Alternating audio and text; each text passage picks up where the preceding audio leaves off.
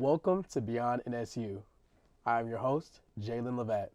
On this episode, we are joined with Norfolk State Class of 96 alum Derrick Bryant. He has attended Norfolk State University on an athletic scholarship and majored in business management, where he had maintained a 3.6 GPA. Thank you for joining us. Hey, thanks for having me.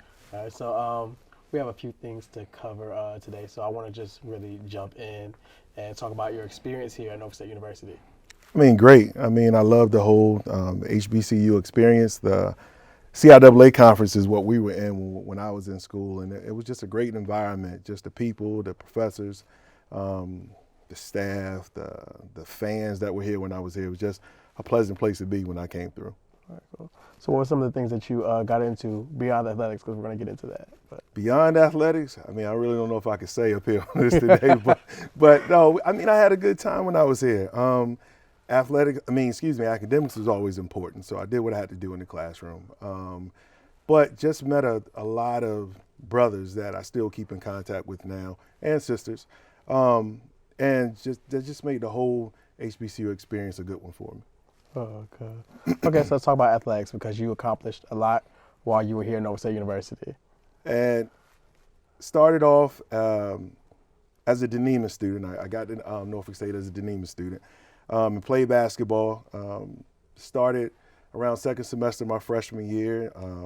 Played the small forward position. Averaged about 19 points and 11 rebounds over my college career. Wow. The last year I was here, we won the CIAA championship. We were changing over to the MEAC, so we couldn't be in postseason play. So it's a little disappointing because I felt that was probably one of the best teams that I'd ever played on. But once we won the CIAA championship, the following year we went to the MEAC, so that was it for us. But a great experience. After that, went on and played to the Portsmouth Invitational Tournament here, got me an agent, and then continued my career overseas in Europe.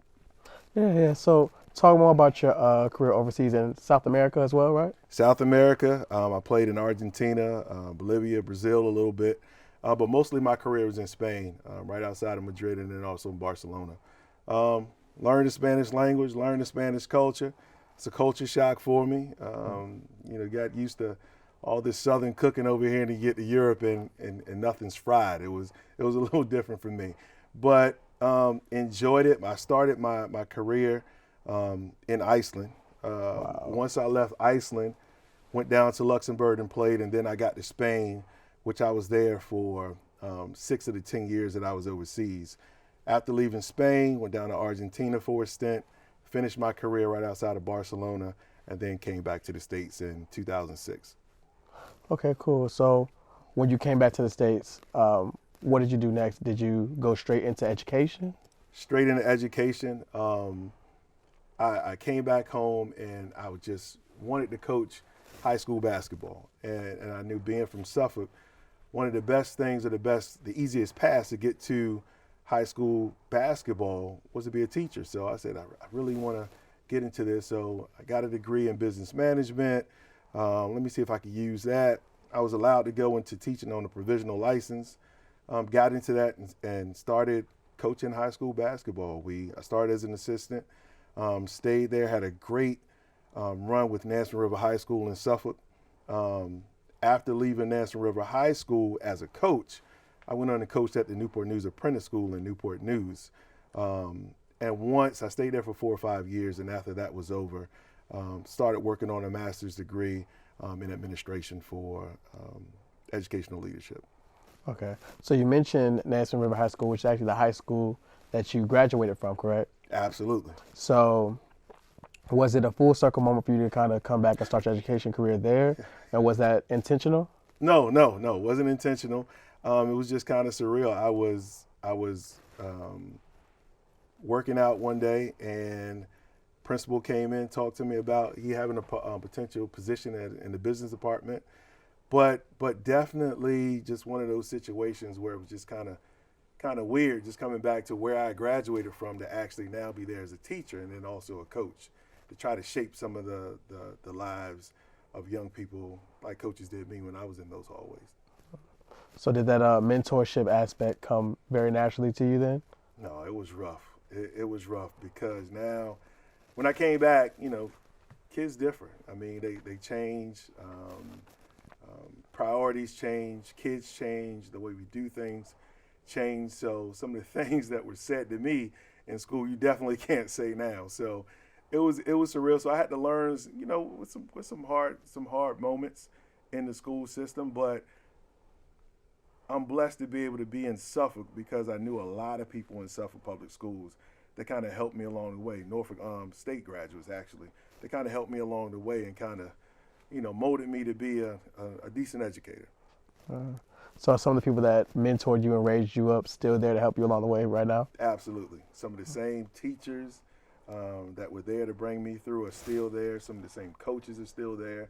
Of course, the community still rallies around me when things that I do. So it truly takes a village to still, even in my older age, it still takes a village to kind of help me and mold me into a good citizen. That's really good. So can you describe to me what your current position is now? Current position, I'm currently principal at Kings Fork High School in Suffolk, the largest school in Suffolk right now. Have a great time each and every day. Just sort of to get there, I started as an assistant principal there about 4 years ago, and the principal that brought me there took a position downtown with the school administrative offices and left a position available, and I was fortunate enough to be selected to lead that school now. That's really great. So what's your favorite aspect about what you're doing now? The inconsistency of it. Every day I go to work not knowing what I'm going to expect, but some things kind of remain the same. I know each and every day I have an opportunity to play a very important part in shaping young people's lives. I'm a huge basketball guy. I'm a huge athletic guy. And I realized what athletics did for me. So in turn, just using some of those same things that motivated me when I was in high school to sort of motivate the kids that we have today. And I have an incredible staff, a very diverse staff, that if they can't find the qualities, if students can't find the qualities in me that they need to be successful, then they can go and they can find other staff members to kind of bring the best out of them. That's really good. That's really good. So you didn't lose an ability to be more personal with students from changing from a teacher to a principal? I try not to. I think now I'm even more involved because I'm at everything. I'm at athletic events. I'm at academic awards. I'm speaking at graduation. I'm seeing kids when they're upset, and I'm seeing kids when they're happy. I'm seeing kids when they win various awards. Kids come to see me to apply for different scholarships. Kids come and ask me about Norfolk State University and my experience in the HBCU. So I'm always still, I think I'm a little more involved with students now than I was a teacher because I get to see this aspect in the role of an administrator, and kids really kind of seek me out for various things. And, I enjoy it. I love it. I eat it up every day. Oh, that's really great. So do you see yourself sticking in this role as a principal, or do you want to go into more of the policy side of education? I love what I do. Right now with COVID and everything taking place, the pandemic, it makes it very difficult on educators. Yes. I'm going to stick it. I'm going to stick it out. I'm more than willing to stick it out. But just because I love you have to love what you do. If you're in education, you have to love because you are taking care of other people's children and you're shaping them in a way. And I love that aspect about it. COVID, pandemics, everything that I've been forced to see over these last few years has just made me want to just get through it and come out on the other side successful of it. So I'm very competitive when it comes to a lot of things, athletics and also my job. If I can help these kids become better later on in life, I'm all for it, and I'm up for the challenge. Yes, sir. Well, thank you for sitting down with us. You're really doing great work, and I'm happy to see more people like us, Spartans, getting out there and really making a difference in our community and really going beyond. So thank you for sitting down with me. Thanks so much, Jalen. All right. All right. Thank you for joining us on Beyond NSU. My name is Jalen Levat. Behold the green and gold.